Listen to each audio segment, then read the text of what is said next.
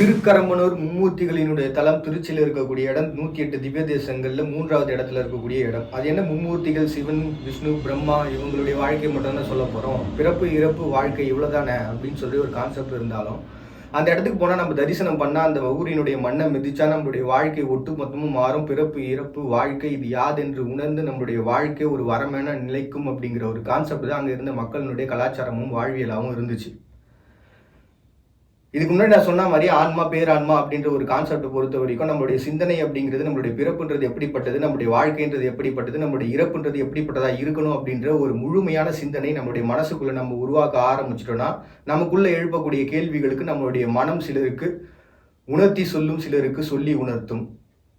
அப்படி உணர்த்துற ஒரு வாழ்க்கை மூலமா பார்த்தீங்கன்னா பிறப்பு இறப்பு இதற்கிடையில இருக்கக்கூடிய இந்த வாழ்க்கை ஒட்டு மொத்தமும் நம்ம டிசைன் பண்ணதா இந்த படத்துலலாம் வரும் தெரியுங்களா, ஒவ்வொன்றும் நானா செதுக்குனதுரா அப்படின்னு. அப்படிப்பட்ட ஒரு வாழ்வியலை வாழ்ந்தவங்க தான் திருக்கரம்பனூர் அப்படிங்கிற ஒரு இடத்த சார்ந்த மக்கள். அங்கே இருக்கக்கூடிய கோவிலில் தான் பார்த்தீங்கன்னா மும்மூர்த்திகளுடைய ஸ்தலம் இருக்கு, அரிய கோவில் அப்படின்னு சொல்லி. ஏன்னா உலகத்தில் பிரம்மாவுக்கான கோவில்கள் அப்படின்றது ரொம்ப குறைவு, ஆனால் அந்த இடத்துல இருக்கு. அப்போ மும்மூர்த்திகளும் யார் அப்படின்னு பார்த்தீங்கன்னா காத்தல், அழித்தல், வாழ்க்கை, இந்த ஒரு கான்செப்ட். இவ்வளவுதான். இதுதான் பிரம்மா அந்த மும்மூர்த்திகளுக்கான ஒரு கான்செப்டை நம்ம வைப்போம்.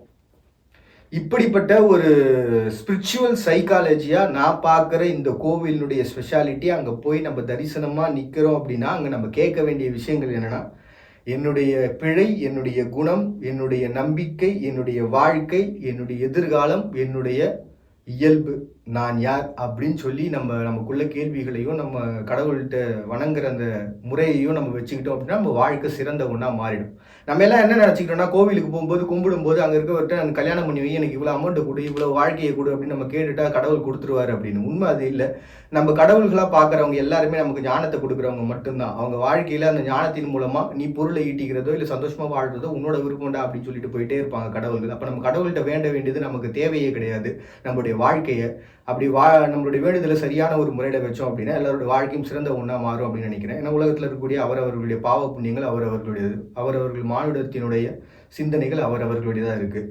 மறுபடியும் எல்லாரும் இதே போல அழகத்தின் சந்திக்காதவங்கிட்ட விடைபெறுவது நான் உங்கள் பாயிண்டை நீங்கள் பார்த்துட்டு இருக்கீங்க. நிகழ்ச்சி இன்ட்ரெஸ்டிங் இன்ஃபோ.